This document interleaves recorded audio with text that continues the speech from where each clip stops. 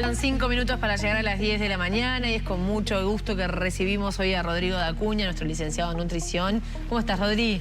Muy buenos días, muy bien. Y hoy una columna muy importante porque es algo que nos trastoca a la gran mayoría, el trabajo y la alimentación. Sí, las cosas que no podemos, a las que no podemos renunciar, por lo menos los simples mortales como nosotros. Exactamente. Y no nos queda otra entonces que entender un poco cómo impacta el trabajo en la alimentación y aprender estrategias para mitigar el posible impacto que tiene. Sí, excepto que haga home office. Y home office a veces incluso puede llegar a ser más complicado porque hay un facilitador de la conducta que es la rápida accesibilidad a los alimentos.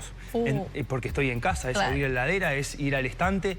De hecho, últimamente, personalmente, he recibido muchas consultas sobre un aumento progresivo de peso desde la pandemia hasta ahora.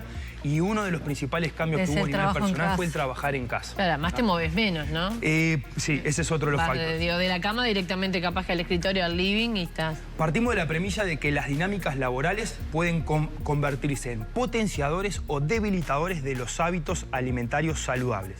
La razón es que en el contexto sociohistórico en el que estamos, el trabajo se puede convertir en un factor estresante.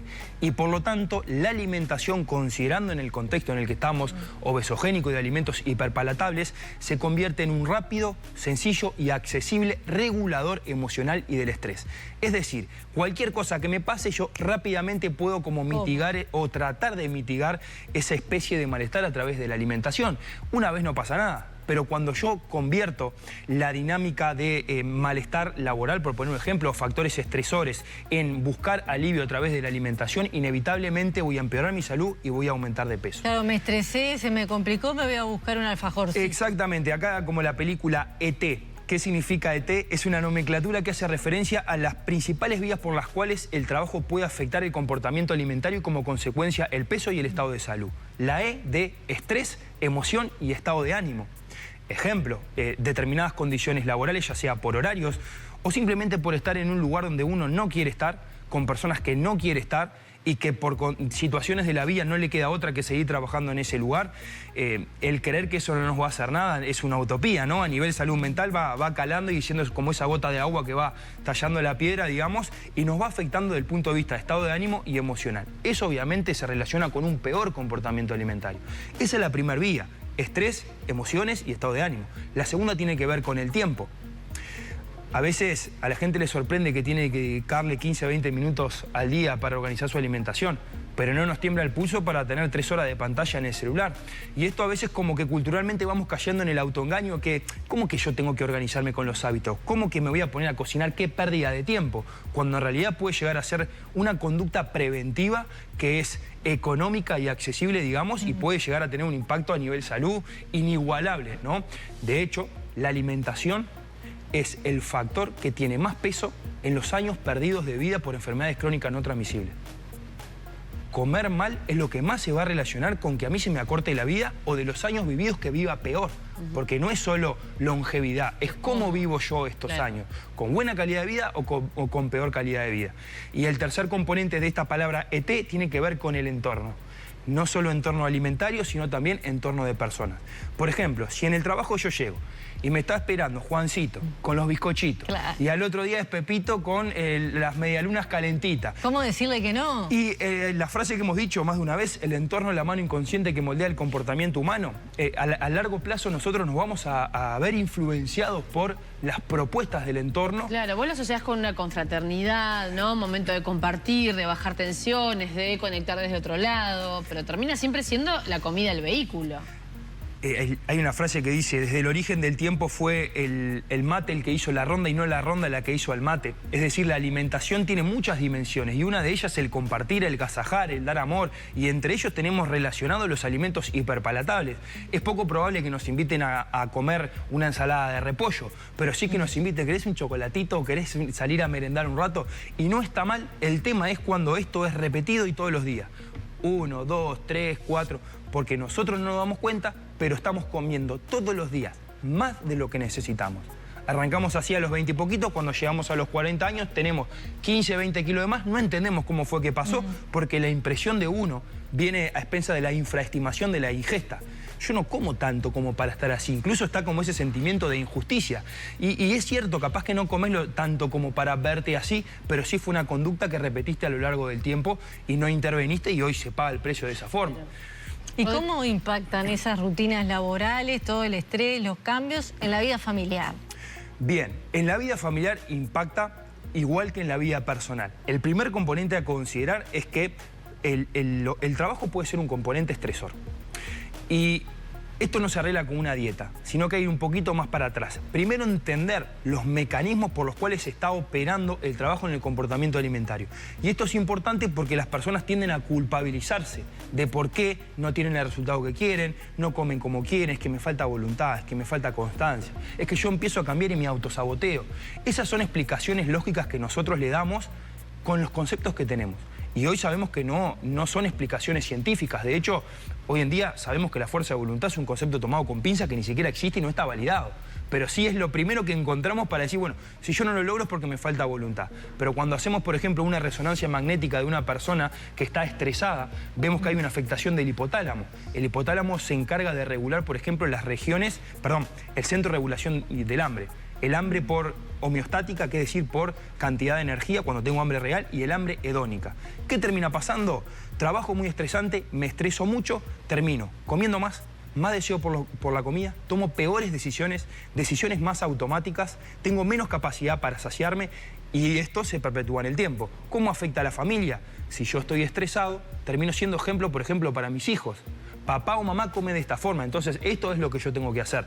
Relacionado a la columna anterior, no hay nada más peligroso que un buen discurso acompañado de un mal ejemplo. Sí. Yo le puedo pedir a mis hijos que coman de determinada forma, pero si yo estoy súper estresado o estresada y termino teniendo unos comportamientos alimentarios nocivos, se los voy a transferir a mi familia. Sí, se lo contaste. Rodri, también estas cosas me imagino que juegan como las ideas de compensar, ¿no? Fui al trabajo, comimos los bizcochos, hoy no ceno. ¿No? Llego a casa y mejor no ceno, mejor no desayuno y así puedo después comer con mis compañeros en la oficina. ¿Esas cosas pasan? Pasan bastante y uno de los errores más grandes que podemos cometer en estos casos es tomar estrategias o posturas concretas para problemas complejos. Una medida restrictiva compensatoria no va a solucionar el estrés laboral ni mejorar el comportamiento alimentario. De hecho, lo puede llegar a empeorar porque las conductas rígidas se relacionan con un peor comportamiento alimentario. ¿Tá? ¿Qué se tiende a hacer? Hoy no ceno, mañana hago doble ejercicio, mañana me salteo el desayuno. Es como yo mismo poniéndome un palito en la rueda o pisando la trampa, porque en realidad eso no va a solucionar el problema de base. Porque yo no tengo un problema con saltearme el desayuno o con no cenar. El problema es estructural. Y acá hay como ciertas características que nosotros podemos analizar sobre en las personas que están estresadas o se ven impactadas por las dinámicas laborales. Que lo primero es el desorden. Lo siguiente es el picoteo. Lo tercero es las contingencias ausentes. Hay que entender que si a mí lo que me falta es tiempo, a la salud no le va a importar si yo justifico que como mal por falta de tiempo. Solo le va a importar que haga las cosas que tengo que hacer para estar bien. Entonces tengo que ir un paso para atrás y decir, mi jornada de trabajo es así, tengo poco tiempo, no voy a poder estar haciéndome una lasaña de berenjenas un lunes a las 10 de la mañana, tengo que proyectar una mentalidad anticipatoria y desarrollar una contingencia mediante la estrategia del plan sí, entonces. Ejemplo, los fines de semana, si estoy cansada, entonces. Si tengo poco tiempo, entonces saco el menú de emergencia. Si no me dio para cocinar, entonces me llevo X o me compro en tal lado. Porque esto va automatizando conductas y en definitiva yo empiezo a ser así. Me empiezo a dejar de guiar por la incertidumbre, porque tengo hambre, que estoy cansado, y empiezo a guiarme más por los planes de sí entonces. Y yo empiezo a automatizar conductas que en definitiva en X cantidad de tiempo me van a mantener mucho más saludable. Ese pienso que al principio capaz que es un esfuerzo, después termina siendo automatizado y parte de nuestra rutina. Exactamente, es que esa es la premisa. Así como yo pude construir automatismos de hábitos negativos, puedo romper esos automatismos por el mecanismo contrario por el cual se formó y empezar a construir uno más saludable. Lo cierto es que tampoco es que tiene tanta ciencia. Acá lo que estamos es conceptualizando y explicando los por qué se hace de esta forma, pero no deja de ser una estrategia sencilla que tiene que ver con saber uno qué es lo que tiene que comer, empezar a organizarse, hacer la lista de compras, aprender a darle prioridad, que acá es donde está la complejidad, ¿no? A veces somos muy astutos para contarnos el por qué no hacemos las cosas. No, al final no organicé nada porque no tengo tiempo, estoy cansado. Y a veces falta un poco de propósito, del por qué hacemos las cosas, ¿no? Si tenemos a nuestro hijo con 40 grados de fiebre y está ahí, que le está por dar algo, dejamos de hacer lo que estamos haciendo para atender al hijo. ¿Por qué? Porque se convirtió en una prioridad. Y nos cuesta la salud porque es como muy insípida, darle relevancia, decir esto vale la pena. Tenemos como esa sensación de base que es un esfuerzo que no va a valer la pena. ¿Por qué? Porque la recompensa viene en el largo plazo. Rodri, antes de cerrar, ni que hablar el hecho, por ejemplo, que lo mejor no es estar con la compu y comer de costado, ¿no? Y tampoco, bueno, no, voy atrasando el almuerzo y termino almorzando a las 4 de la tarde. Obviamente, el saltearse comida se relaciona en el largo plazo con un peor comportamiento alimentario. No es que haya un número ideal de comidas. La gran pregunta es, si yo me estoy salteando las comidas y voy a comer cuando tengo un hambre bárbaro, cuando me acuerdo, y lo primero que como es lo que haya porque no tengo tiempo, es obviamente que voy a terminar comiendo peor. Y ahí está la explicación de por qué es importante tener una estructura de comidas.